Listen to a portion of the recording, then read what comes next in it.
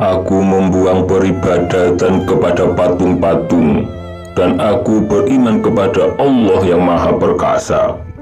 Ibu Ayyash lalu menggeleng-gelengkan kepala dan berkata kepada putranya, "Apakah kamu tidak tahu kalau Bani Makhzum akan menindas dan menyiksa siapa saja yang mengikuti Muhammad?"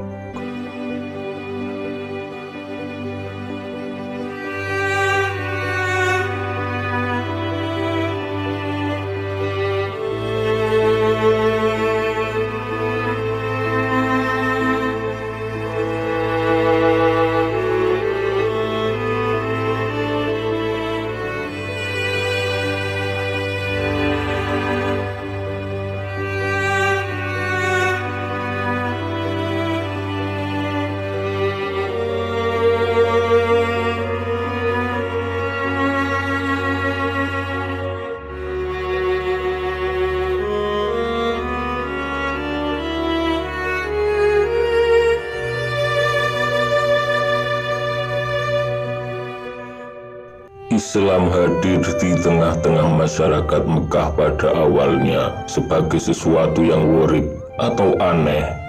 Oleh karena itu, pada saat Rasulullah menyatakan dan menyampaikan risalah yang Allah perintahkan, beliau mendapat tekanan-tekanan yang tidak mudah. Namun kebenaran selalu menjadi pemenang, meskipun harus dengan pengorbanan dan waktu yang cukup lama. Satu demi satu orang-orang terbaik Mekah mengikuti jejak Sayyidina Abu Bakar As-Siddiq.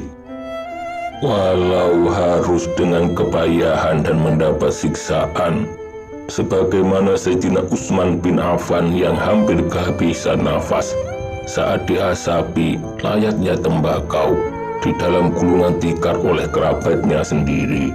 Namun, cahaya kebenaran Islam tidak mampu dibendung, hingga cahaya itu mulai menghampiri Ayyash bin Abi Rabi'ah dan istrinya, Asma binti Salamah. Untuk meraih kebenaran itu, Ayyash mencoba untuk menemui Rasulullah Shallallahu Alaihi Wasallam. Sayangnya, rumah Rasulullah selalu diawasi mata-mata Quraisy, sedangkan di rumah istrinya Asma binti Salamah diliputi rasa cemas. Ia khawatir apakah suaminya karena bersama Rasulullah ditangkap oleh saudara seibunya Abi Jahal. Namun kecemasannya pun pudar saat melihat bayangan suaminya datang mendekat. Setelah Ayyash masuk dan duduk, Asma berkata, "Wahai suamiku, berita apa yang kau dapatkan? Apakah engkau dapat bertemu dengan Rasulullah?" Ayyash pun menjawab, "Tidak, rumah Rasulullah selalu diawasi oleh mata-mata Quraisy." Lalu istrinya pun berkata, "Bagaimana jika engkau datangi saja rumah Abu Bakar As-Siddiq, atau rumah Zaid bin Harithah, atau Utsman bin Affan, atau orang-orang yang telah mengikuti Rasulullah?" Kemudian Ayyash menuju rumah Abu Bakar. Setelah sampai di rumah Abu Bakar, ia awasi sekelilingnya apakah ada orang yang mengawasi atau tidak. Lalu ia ketuk rumah Abu Bakar. Sahabat Abu Bakar pun menyambutnya. Lalu ia ceritakan kepada Ayyash cerita Nabi yang membawa risalah Allah. Kemudian Ayyash bertanya, "Apakah sebenarnya Islam itu?" Abu Bakar menjawab, "Engkau pasrahkan hatimu kepada Allah, dan engkau jaga lisan dan tanganmu dari mengganggu orang-orang muslim." Lalu Ayyash kembali bertanya kepada Abu Bakar As-Siddiq, "Apakah sebenarnya Nabi itu?" Abu Bakar berkata, "Nabi adalah seorang yang mendapat wahyu dari langit, kemudian mengabarkannya kepada penduduk bumi." Ayyash berkata, "Apakah Allah berbicara kepada manusia?" Abu Bakar berkata, "Allah benar-benar telah berkata kepada Nabi Musa dengan sebenar-benarnya pembicaraan." Setelah itu Ayas pun keluar dari rumah Abu Bakar. Di tengah perjalanan, Ayas bertemu dengan Utsman bin Affan. Kemudian Ayas berkata, "Islam manakah yang paling utama?" Utsman pun berkata, "Engkau beriman kepada Allah, beriman kepada malaikat, kitab-kitab, para rasul, hari akhir, dan percaya kepada takdir baik dan buruk." Pada malam itu Ayas kembali ke rumah. Lalu istrinya berkata, "Apakah engkau telah berjumpa dengan salah satu dari sahabat Nabi?" Ayas menjawab, "Iya." Lalu istrinya berkata, "Apa yang mereka katakan?" Ayas menjawab, "Aku mendengarkan sesuatu yang membuatku kagum, dan sekarang aku betul-betul yakin terhadap apa yang kemarin aku masih meragukannya." Istrinya berkata, "Aku tadi berpapasan dengan istri Sayyidina Abbas bin Abdul Muthalib, Ummu Fadil. Ia mengajakku untuk memeluk Islam. Khadijah binti Khalid, Ummu Fadl, dan Barokah al-Habasyah, istri Zaid bin Harith, juga telah memeluk agama Islam." Kemudian Ummu Fadl membacakan beberapa ayat Al-Quran yang membuat hatiku bergetar dan seakan-akan perasaanku melayang. Keesokan harinya, mereka memutuskan untuk menemui Rasulullah. Mereka pun keluar dengan hati-hati. Ketika sampai di sebuah lembah, ia dapati Rasulullah dan Ali bin Abi Thalib sedang melakukan sholat di sana. Mereka pun mendekat. Lalu Rasulullah sampaikan risalah-risalahnya kepada mereka. Mereka pun menyaksikan dua persaksian, "Asyhadu an la ilaha illallah wa anna Muhammadan abduhu wa rasuluh." Sejak itu Ayas tidak pernah meninggalkan Rasulullah. Dan tidak berapa lama Rasulullah menetapkan rumah Arqam bin Abil Arqam sebagai tempat berkumpulnya para sahabat. Sedangkan Asma binti Salamah mengambil dari suaminya dari apa yang didapatkan dari Rasulullah Shallallahu Alaihi Wasallam. Rupanya keislaman mereka didengar oleh ibu Ayas, Asma binti Makhrobah, yang masih menyembah berhala. Ibunya pun mendatangi mereka lalu berkata, "Telah sampai kepadaku bahwa engkau Ayas telah keluar dari agama nenek moyang dan engkau mengikuti Muhammad." Ayas berkata, "Aku telah memeluk Islam." Pandangan ibunya beralih ke arah menantunya dan berkata, "Kalau kamu?" Istri Ayas pun menjawab, "Aku membuang peribadatan kepada patung-patung dan aku beriman kepada Allah yang Maha Perkasa." Ibu Ayas lalu menggeleng-gelengkan kepala dan berkata kepada putranya, "Apakah kamu tidak tahu kalau Bani Makhzum akan menindas dan menyiksa siapa saja yang mengikuti Muhammad?" Kemudian Ayas pun mendapat siksaan dari Abu Jahal bin Hisham, yang merupakan saudaranya sendiri dari ibu yang sama. Karena para sahabat Nabi selalu mendapat siksaan, Rasulullah mengizinkan mereka untuk berhijrah. Lalu Ayas dan istrinya pun ikut berhijrah ke Habasyah. Di sana istrinya melahirkan anak putra yang bernama Abdullah bin Ayas. Saat di sana mereka mendengar kabar bahwa orang-orang Quraisy telah bersujud kepada Muhammad. Kemudian Ayas dan istrinya kembali ke kampung halaman. Setelah sampai di Mekah, ternyata keadaannya sebaliknya. Perlakuan orang Quraisy terhadap kaum muslimin semakin bengis. Setelah Baiat Aqobah kedua, Rasulullah memerintahkan sahabat-sahabatnya untuk berhijrah ke negeri Yathrib, Madinah. Kemudian Ayas pun pergi ke negeri Madinah tanpa didampingi oleh istrinya. Kepergiannya rupanya sudah diketahui oleh Abu Jahal. Lalu Abu Jahal mengajak Al-Harith bin Hisham untuk membawa pulang Ayas dan untuk menyiksanya. Kemudian Abu Jahal dan Al-Harits menyusul Ayas di Madinah, sedangkan Rasulullah Shallallahu Alaihi Wasallam masih berada di kota Mekah. Setelah bertemu dengan Ayas, Abu Jahal berkata, "Sesungguhnya ibumu bernazar tidak akan menyisir rambutnya sampai dapat melihatmu, dan juga bernazar ia tidak akan berteduh dari panasnya matahari."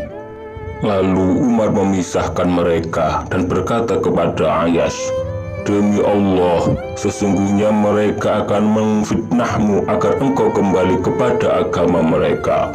Maka waspadailah mereka, dan demi Allah, jika kutu telah menyakitinya, pasti ibumu akan menyisirnya.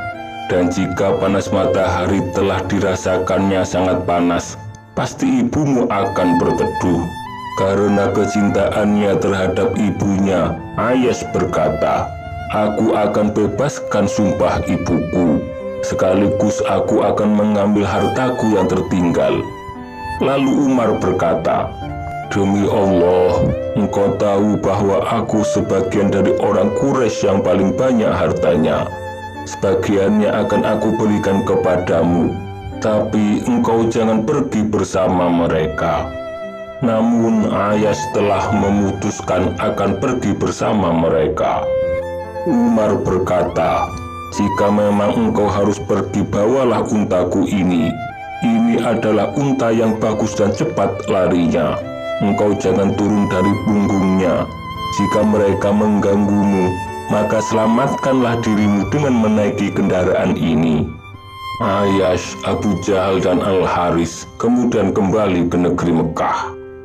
Di tengah perjalanan, Abu Jahal berkata, "Wahai Ayas, untaku sudah tidak mampu membawaku. Bolehkah aku ikut naik di atas untamu?" Ayas pun berkata, "Boleh." Kemudian mereka merundukkan unta mereka untuk berpindah tempat. Setelah mereka menginjak tanah, Abu Jahal dan Al-Harits menangkap Ayas, lalu mengikatnya dan dibawanya ke Mekah dalam keadaan terikat.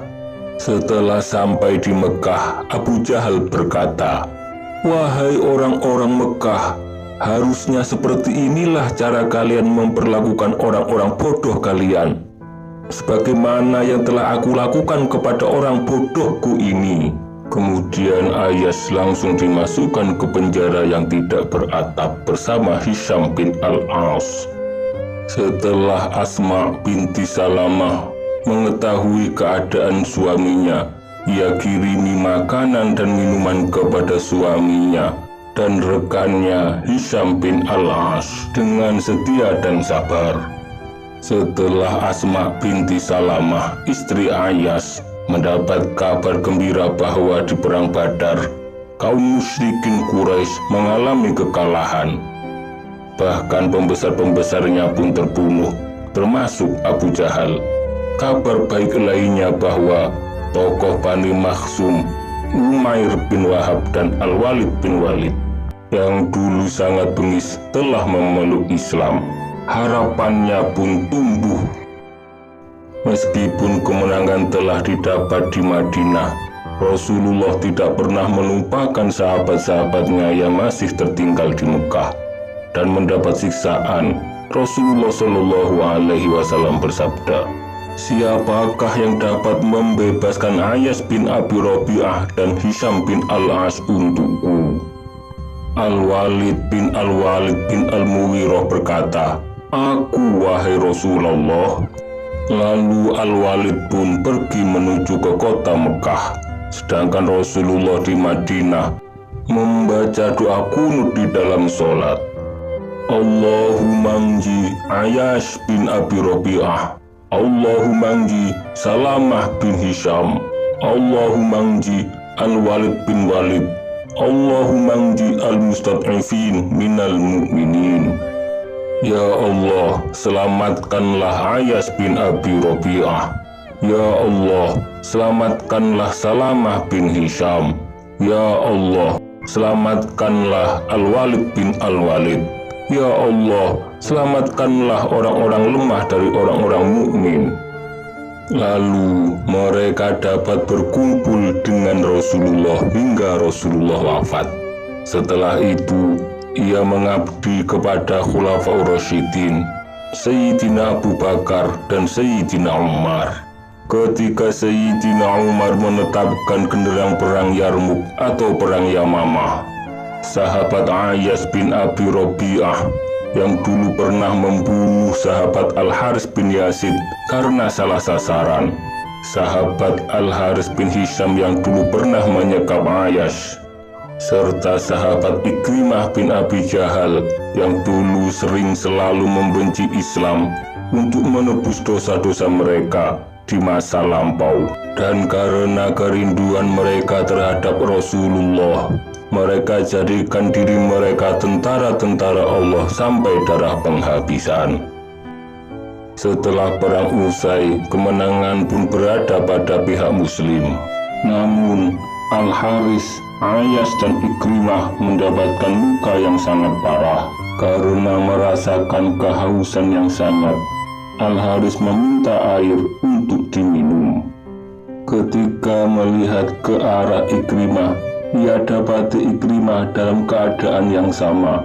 Lalu ia berkata, "Berikanlah air itu kepada Ikrimah." Setelah air didekatkan ke arah Ikrimah, Ikrimah melihat ke arah Ayyas. Ia pun dalam keadaan yang sama pula. Lalu ia berkata, "Berikanlah kepada Ayyas." Air pun didekatkan ke arah Ayyas. Namun Ayyas telah wafat. Lalu air itu dibawa ke arah Ikrimah dan Al-Haris. Namun mereka pun telah wafat.